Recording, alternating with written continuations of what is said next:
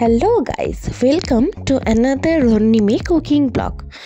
আজকে একটা নতুন রেসিপি, চলো বানিয়ে নেওয়া যাক। ফ্রিজে দুদিনের দুটো মাছ ভাজা রয়ে গেছিলো। একটা মিক্সিং জারে আলু, পেঁয়াজ, টমেটো, ধনে পাতা, যা রসুন, আদা সব কিছু বেটে নিয়েছি।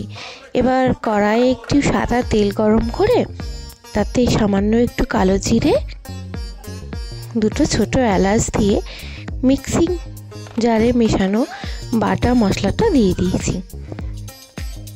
দিয়ে একটু ভালো করে কষিয়ে নিতে হবে, যাতে তেল ছাড়ে সেই অবস্থা অবধি। তার উপর একে একে যা মশলা থাকে তোমাদের পছন্দ মতো, নুন, হলুদ, কাশ্মীরি লঙ্কা দিয়ে একটু চিনি দিয়ে ভালো করে মশলাটাকে কষিয়ে নিতে হবে।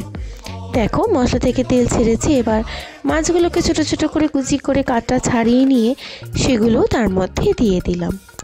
দুটো মাছ পড়েছিল, কাকেই বা দেবো দুটো মাছ, তাই এইভাবে রেসিপিটা একবার ট্রাই করে দেখো। সামান্য একটু ধনেপাতা কুচি এবং একটু লঙ্কা কুচি দিয়ে মিশ্রণটাকে শুকনো করে নিতে হবে, তাহলেই রেডি নতুন রেসিপি।